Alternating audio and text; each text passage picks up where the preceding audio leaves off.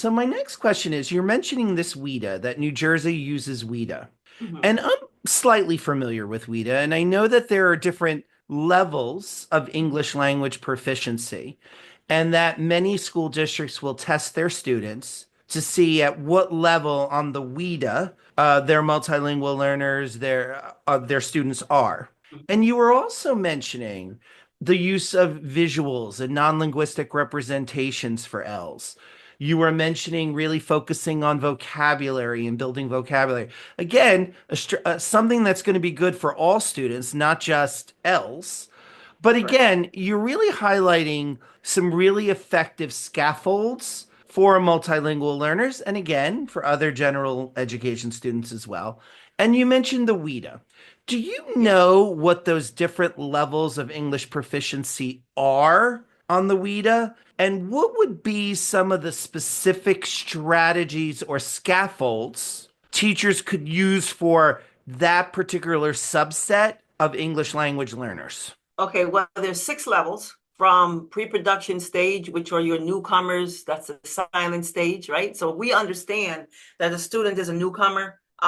And if you understand what it's telling you that what they can do as far as that's you speaking, right? The newcomer, level 1, pre-production level, is not going to stand in front of a class and try to say anything. It's not going to happen. But they're paying attention to how they're speaking, the grammar formations, what's, you know what I mean? They're paying attention. They're 100% alert. They are listening to exactly what's being told, but they're not going to stand in front of the class and do an oral report. It's not going to happen. So if you're not looking at the WIDA to really understand what can the kid do at level 1 for speaking, writing, reading, and listening? What can the kid do? What's the difference between what happens between level 1 and level 2 and level 2 and level 3, right? Once we get to 4, 5, and 6, they're pretty decent. 6 is like fluent.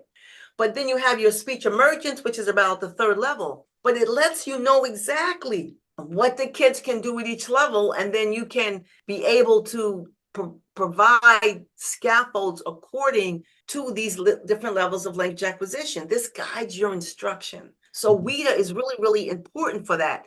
Some of the things that you can do based on the level, you have sentence frames where it helps kids be able to start creating the sentence. You know, sentence stems. You have different things like they can use visuals, they can draw. You know what I'm saying? They can use pictures to be able to explain what they're doing. There's so many different things that the teachers can create. And now with AI, and I know some half, damn if you do, damn if you don't, kind of like half and half, right?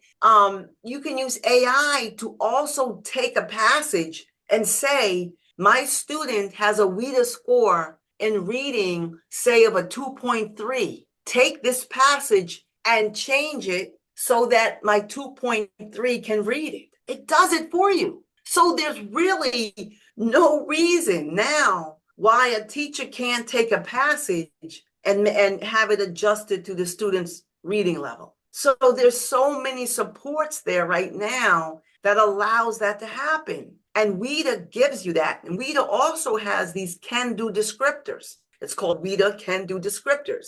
And it tells you what the kids can do at each level of the language proficiency. There's also, they have a chart where you can put in your students' names for each level. So when the teacher is planning, in front of them, they would have the paper stating, oh, these are all my level 1s. This is what I know that they can do for reading, writing, speaking, and listening. Let me see how I'm going to do my small group instruction. Small group instruction is they say small group instruction is the key to student achievement, right? So you can now have this chart that they give you from the WIDA website where you can have all of your kids as to where they are in speaking, reading, writing, and listening, so that when you're planning, you plan it with this chart next to you so you can create instruction that's going to meet the needs of every child. The resources are there, and AI makes it that much easier